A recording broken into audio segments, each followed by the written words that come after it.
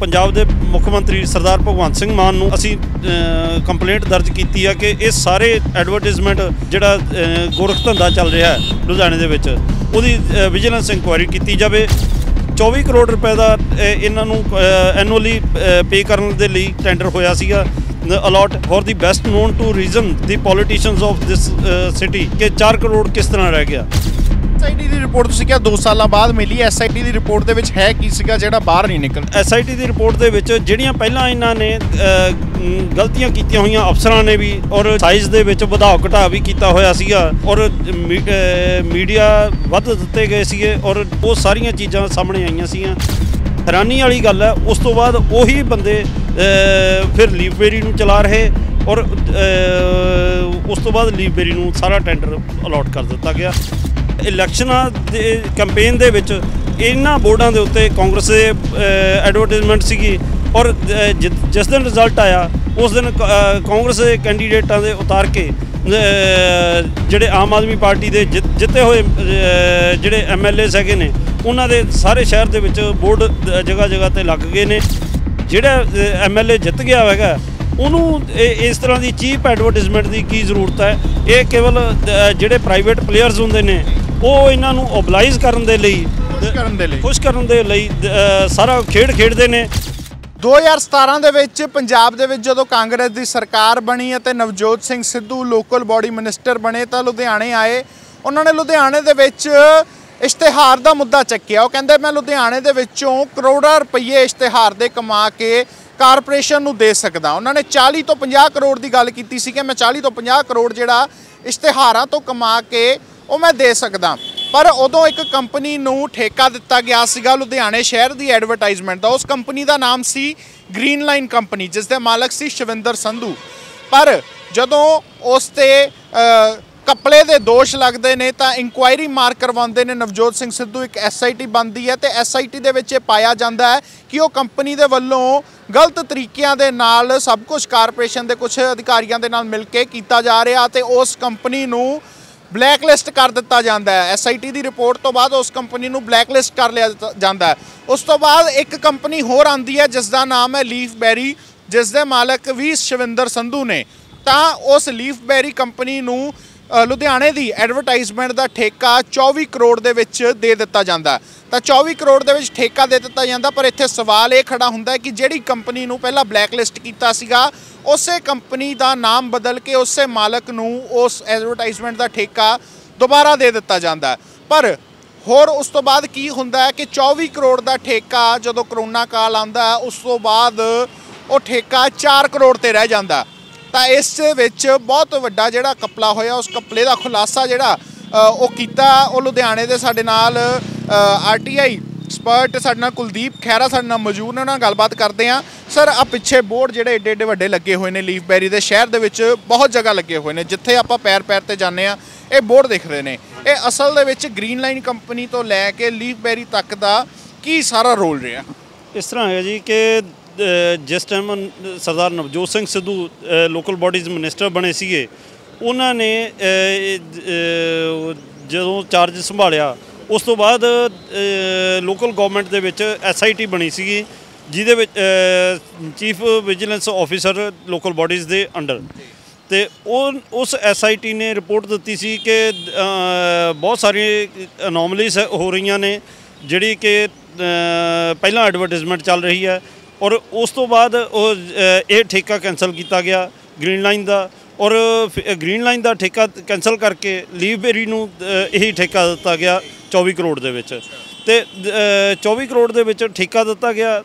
ਪਰ ਜਿਹੜੀ SIT ਦੀ report ਸੀਗੀ ਉਹ ਫਾਈਲਾਂ ਦੇ ਵਿੱਚ ਕਿਉਂਕਿ ਉਦੋਂ ਤੱਕ ਸਰਦਾਰ ਨਵਜੋਤ ਸਿੰਘ ਸਿੱਧੂ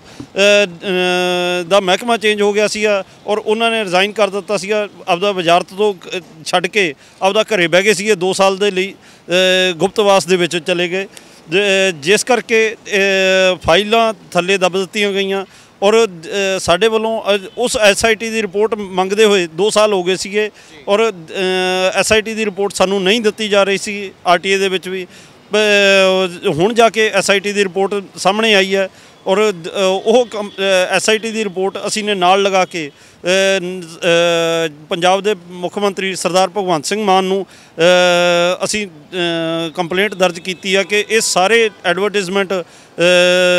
ਜਿਹੜਾ ਗੋਰਖ ਧੰਦਾ ਚੱਲ ਰਿਹਾ ਲੁਧਿਆਣੇ ਦੇ ਵਿੱਚ ਉਹਦੀ ਵਿਜੀਲੈਂਸ ਇਨਕੁਆਇਰੀ ਕੀਤੀ ਜਾਵੇ ਕਿਉਂਕਿ 24 ਕਰੋੜ ਰੁਪਏ ਦਾ ਇਹਨਾਂ ਨੂੰ ਐਨੂਅਲੀ ਪੇ ਕਰਨ ਦੇ ਲਈ ਟੈਂਡਰ ਹੋਇਆ ਸੀਗਾ allot but for the best known two reasons the politicians of this city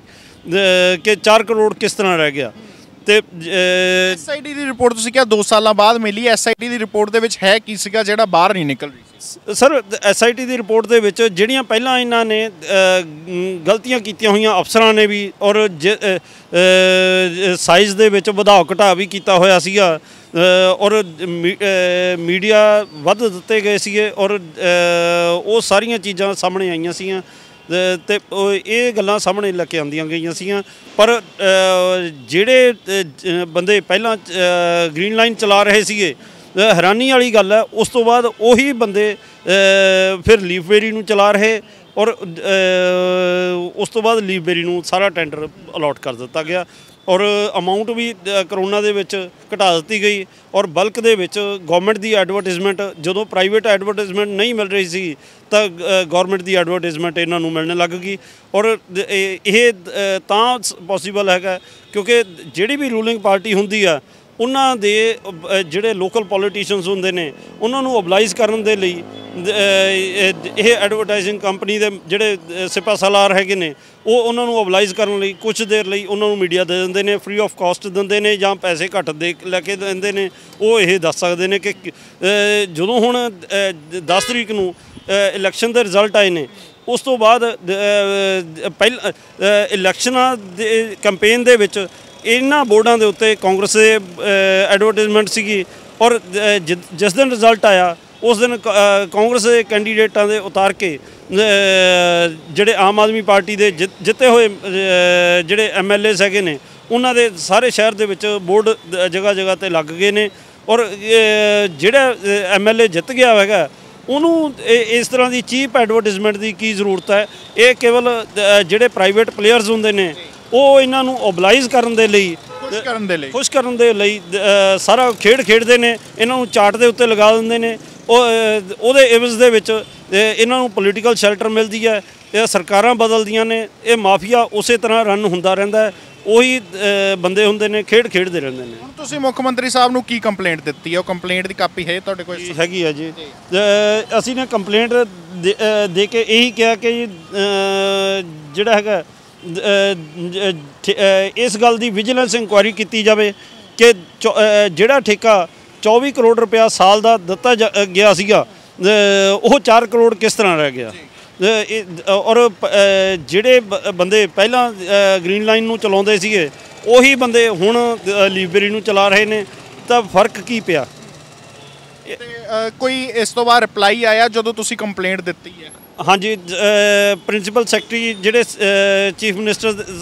Bhagwant Singh ਮਾਨ ਦੇ ਹੈਗੇ ਨੇ ਇਹ ਵੇਨੂ ਪ੍ਰਸਾਦ ਉਹਨਾਂ ਨੇ ਸਾਡੀ ਕੰਪਲੇਂਟ ਵਿਜੀਲੈਂਸ ਬਿਊਰੋ ਦੇ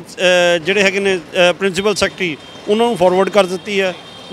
ਤੇ ਆਸ ਕਰਦੇ ਹਾਂ ਕਿ ਇਹਦੇ ਉੱਤੇ ਐਕਸ਼ਨ ਹੋਏ ਕੰਪਲੇਂਟ ਮਾਰਕ ਹੋ ਚੁੱਕੀ ਹੈ ਜੀ ਹੋ ਗਈ ਹੈ ਜੀ ਆਸ ਹੈਗੀ ਹੈ ਤੁਹਾਨੂੰ ਕੀ ਇਹ ਸਾਰਾ ਕੁਝ ਠੀਕ ਹੋਊਗਾ ਕਿਉਂਕਿ ਸ਼ਹਿਰ ਦੇ ਵਿੱਚ ਥਾਂ ਤੇ ਜਦੋਂ ਜਾਂਦੇ ਆ ਇਹ ਵੀ ਸੁਣਨ ਦੇ ਵਿੱਚ ਮਿਲਦਾ ਕਿ ਜਿੰਨੇ ਬੋਰਡ ਦਾ ਠੇਕਾ ਕੀਤਾ ਸੀ ਕਾਰਪੋਰੇਸ਼ਨਾਂ ਉਸ ਤੋਂ ਵੱਧ ਬੋਰਡ ਲੱਗੇ ਹੋਏ ਸਰ ਉਹੀ ਤਾਂ ਅਸੀਂ ਕਹਿ ਰਹੇ ਹਾਂ ਕਿ ਵਿਜੀਲੈਂਸ ਇਨਕੁਆਇਰੀ ਹੋਣੀ ਚਾਹੀਦੀ ਹੈ ਕਿ ਕਿੰਨੇ ਬੋਰਡਾਂ ਦਾ ਠੇਕਾ ਸੀਗਾ ਔਰ ਕਿੰਨਿਆਂ ਦੇ ਉੱਤੇ ਐਡਵਰਟਾਈਜ਼ਮੈਂਟ ਲੱਗ ਰਹੀ ਹੈ ਔਰ ਜਿਹੜੇ ਘਟਾਏ ਕਾਗਜ਼ਾਂ ਦੇ ਵਿੱਚ ਘਟਾ ਦਿੱਤੇ ਗਏ ਨੇ ਕੀ ਉਹਨਾਂ ਦੇ ਉੱਤੇ ਵੀ ਐਡਵਰਟਾਈਜ਼ਮੈਂਟ ਲੱਗ ਰਹੀ ਹੈ ਜਾਂ ਨਹੀਂ ਲੱਗ ਰਹੀ ਤਾਂ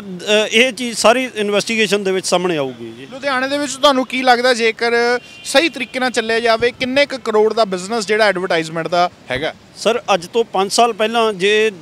24 ਕਰੋੜ ਦਾ ਹੋ ਸਕਦਾ ਸੀ ਅੱਜ 50 ਕਰੋੜ ਰੁਪਏ ਦਾ ਬਿਜ਼ਨਸ ਮਿਲ ਸਕਦਾ ਹੈ ਜਿਹੜਾ ਕਿ ਅੱਜ 4 ਕਰੋੜ ਰੁਪਇਆ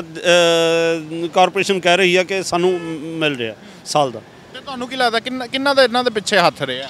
ਸਰ ਤੁਹਾਨੂੰ ਲੱਗਦਾ ਸ਼ੈਲਟਰ ਦਿੱਤੇ? ਜਿਹੜੇ ਵੀ ਰੂਲਿੰਗ ਪਾਰਟੀ ਦੇ ਵਿੱਚ ਪੋਲੀਟੀਸ਼ੀਅਨ ਆਉਂਦੇ ਨੇ, ਇਹ ਉਹਨਾਂ ਕੋਲ ਸਭ ਤੋਂ ਪਹਿਲਾਂ ਹਾਜ਼ਰੀ ਲਗਵਾ ਦਿੰਦੇ ਹੁੰਦੇ ਨੇ, ਚਾਹੇ ਉਹ ਕੋਈ ਵੀ ਬਿਜ਼ਨਸ ਹੈ। ਮੈਂ ਇਹਨਾਂ ਦੀ ਨਹੀਂ ਗੱਲ ਕਰ ਰਿਹਾ, ਜਰਨਲ ਦੇ ਵਿੱਚ ਇਸ ਤਰ੍ਹਾਂ ਹੁੰਦਾ ਕਿ ਜਿਹੜੇ ਵੀ ਬਿਜ਼ਨਸਮੈਨ ਵੱਡੇ ਹੁੰਦੇ ਨੇ ਜਾਂ ਇਸ ਤਰ੍ਹਾਂ ਦਾ ਬਿਜ਼ਨਸ ਕਰ ਰਹੇ ਹੁੰਦੇ ਨੇ ਜਿਹੜਾ ਕਿ ਪੋਲੀਟੀਸ਼ੀਅਨਸ ਦੇ ਉੱਤੇ ਡਿਪੈਂਡ ਹੁੰਦਾ, ਉਹ ਉਹਨਾਂ ਨੂੰ ਖੁਸ਼ ਕਰ ਦਿੰਦੇ ਨੇ। ਜਿਸ ਤਰ੍ਹਾਂ ਇਹਨਾਂ ਨੇ ਮੀਡੀਆ ਦੇ ਦਿੱਤਾ ਹੈਗਾ, ਤੇ ਉਹ ਆਹ ਦੇਖੋ ਉੱਪਰ ਵੀ ਬੋਰਡ ਲੱਗਿਆ ਹੋਇਆ, ਉਹ ਸਾਹਮਣੇ ਤਾਂ ਬੋਰਡ ਲੱਗਿਆ ਹੋਇਆ, ਬੱਸ ਸ਼ੈਲਟਰ ਦੇ ਉੱਤੇ ਵੀ ਬੋਰਡ ਲੱਗਿਆ ਹੋਇਆ। ਇਸ ਤਰ੍ਹਾਂ ਦੇ ਬੱਸ ਸ਼ੈਲਟਰਾਂ ਦੇ ਉੱਤੇ ਹਰੇਕ ਚੌਂਕ ਦੇ ਵਿੱਚ ਬੋਰਡ ਲੱਗੇ ਹੋਏ ਨੇ।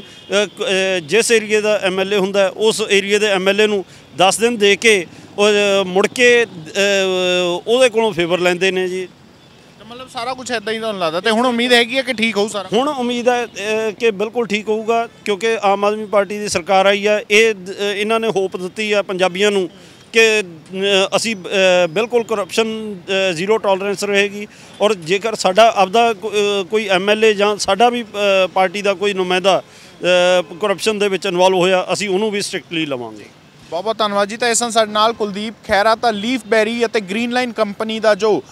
ਐਡਵਰਟਾਈਜ਼ਮੈਂਟ ਦਾ ਧੰਦਾ ਇੱਥੇ ਚੱਲ ਰਿਹਾ, ਉਸ ਦੇ ਵਿੱਚ ਕਿੰਨੇ ਕੁ ਘਪਲੇ ਹੋਏ ਨੇ, ਕਿਸ ਤਰ੍ਹਾਂ 24 ਕਰੋੜ ਦਾ ਜਿਹੜਾ ਠੇਕਾ ਸੀਗਾ ਉਹ 4 ਕਰੋੜ ਤੇ ਆ ਗਿਆ, ਉਹ ਸਵਾਲਾਂ ਦੇ ਘੇਰੇ ਦੇ ਵਿੱਚ ਹੈ। ਕੰਪਲੇਂਟ ਇਹਨਾਂ ਨੇ ਮੁੱਖ ਮੰਤਰੀ ਭਗਵੰਤ ਮਾਨ ਨੂੰ ਕੀਤੀ ਹੈ ਤੇ ਉਹ ਮਾਰਕ ਵੀ ਜਿਹੜੀ ਹੈ ਵਿਜੀਲੈਂਸ ਦੇ ਵਿੱਚ ਹੋ ਚੁੱਕੀ ਹੈ, ਤੇ ਹੁਣ ਉਸ ਕੰਪਲੇਂਟ ਤੇ ਕੀ ਕਾਰਵਾਈ ਹੁੰਦੀ ਹੈ ਉਹ ਤਾਂ ਆਉਣ ਵਾਲਾ ਸਮਾਂ ਦੱਸੇਗਾ, ਕਿਉਂਕਿ ਭਗਵੰਤ ਮਾਨ ਸਾਹਿਬ ਨੇ ਵੱਡੇ ਵੱਡੇ ਦਾਅਵੇ ਕੀਤੇ ਨੇ ਕਿ ਮੈਂ ਕਰਪਸ਼ਨ ਨਹੀਂ ਹੋਣ ਦਿਆਂਗਾ, ਤੇ ਜੇਕਰ ਉਹ ਆਪਣੇ ਵਾਅਦੇ ਦੇ ਪੱਕੇ ਨੇ ਤਾਂ ਇਸ ਤੇ ਵੀ ਜ਼ਰੂਰ ਕੋਈ ਐਕਸ਼ਨ ਹੋਣਾ ਚਾਹੀਦਾ। ਤਾਂ ਵਧੇਰੇ ਅਪਡੇਟਸ ਸੀ ਸਾਨੂੰ ਜੁੜੇ ਰਹੋ। ਕੈਮਰਾਮੈਨ ਸਤਨ ਦੇ ਨਾਲ ਸਰਮਜੀਤ ਸਿੰਘ ਭੱਲਾ, ਲੁਧਿਆਣਾ।